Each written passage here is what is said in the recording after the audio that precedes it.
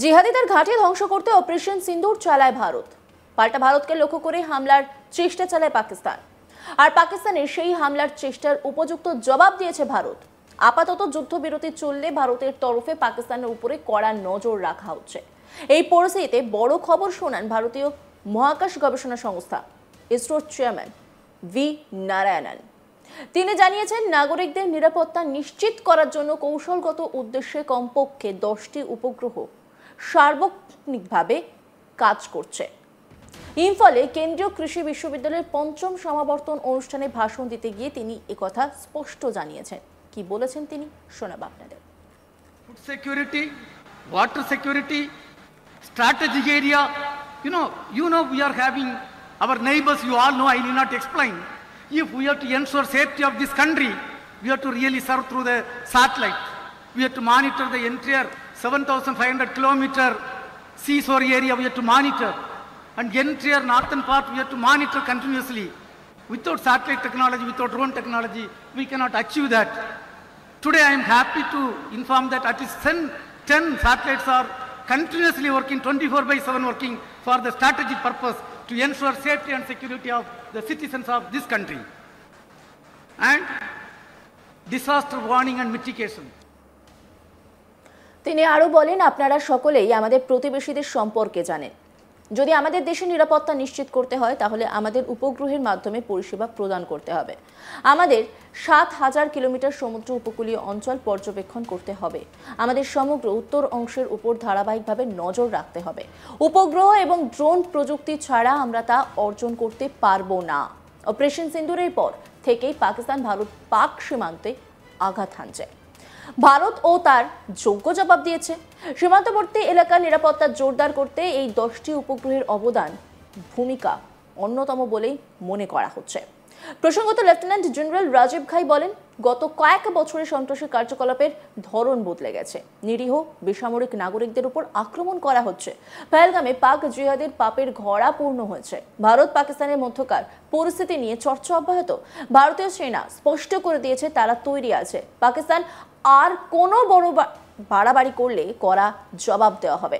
তার মাঝে ইঙ্গিতপূর্ণ জবাব দিয়েছেন লেফটেন্যান্ট জেনারেল রাজীব ঘাই। তিনি বলেন, গত কয়েক বছরে সন্ত্রাসী কার্যকলাপের ধরন বদলে গেছে। নিরীহ বেসামরিক নাগরিকদের উপর আক্রমণ করা হচ্ছে। পহেলগামে পাক জিহাদিদের পাপের ঘড়া পূর্ণ হয়েছে। কি বলেছেন তিনি, শোনাব আপনাদের।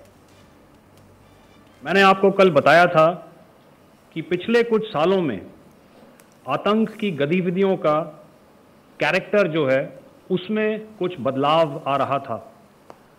अब हमारी मिलिट्री के साथ साथ मासूम सिविलियंस जो कि अपना बचाव करने में विफल थे, उन पर भी हमले हो रहे थे।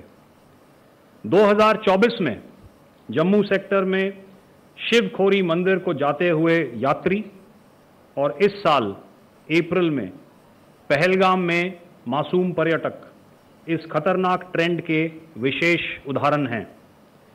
पहलगाम तक पाप का ये घड़ा भर चुका था।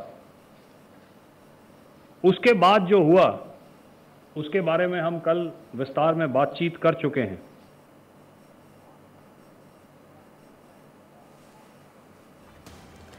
ডিজিএমও লেফটেন্যান্ট জেনারেল রাজীব ঘাই আরও বলছেন, আমাদের এয়ারফিল্ড ও লজিস্টিক্স টার্গেট করা অতটা সহজ নয়। আমি দেখলাম বিরাট কোহলি টেস্ট ক্রিকেট থেকে অবসর নিয়েছে। সে আমার অন্যতম প্রিয় খেলোয়াড়। 1970-এর দশকে অ্যাশেজ সিরিজে অস্ট্রেলিয়া ও ইংল্যান্ডের মধ্যে ম্যাচ চলাকালীন দুই অস্ট্রেলীয় বোলার ইংল্যান্ডের ব্যাটিং লাইন আপকে ধ্বংস করে দেয়।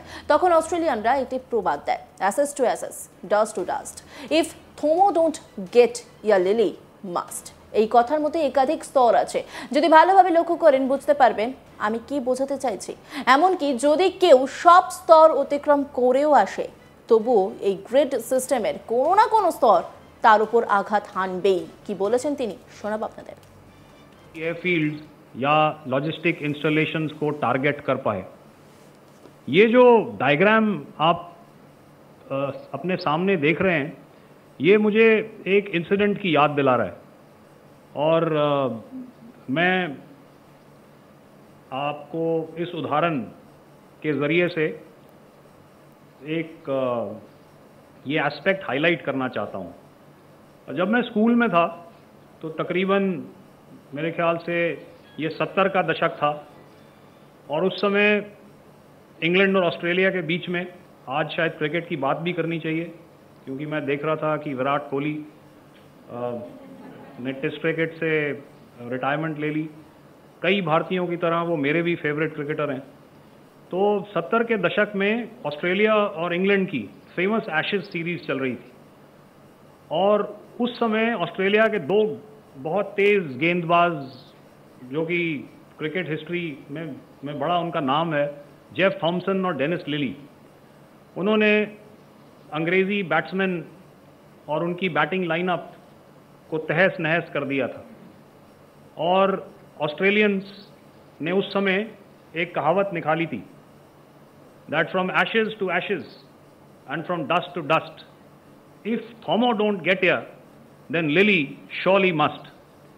और अगर आप इस लेयर को देखें तो आप समझ जाएंगे कि मैं आपको क्या बताने की कोशिश कर रहा हूं।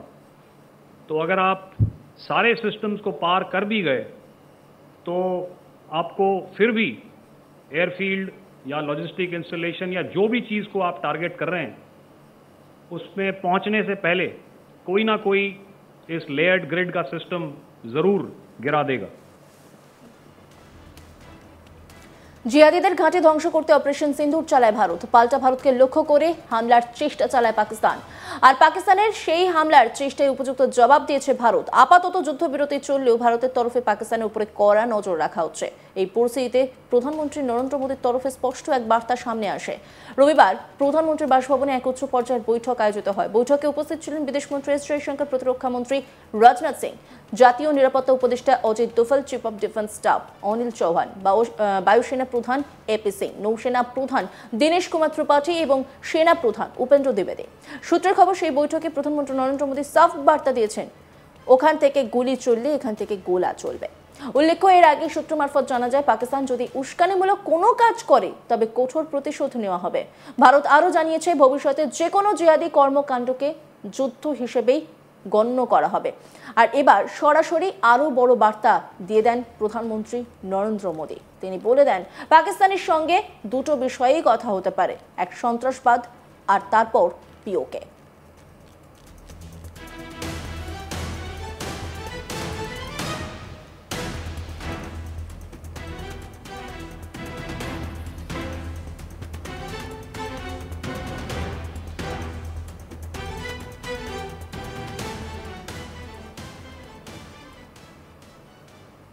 অন্যান্য খবরের আপডেটের জন্য অবশ্যই নজর রাখুন আজ তাক বাংলার ইউটিউব স্ট্রিমিংয়ে। লাইক, কমেন্ট, শেয়ার এবং সাবস্ক্রাইব করতে ভুলবেন না।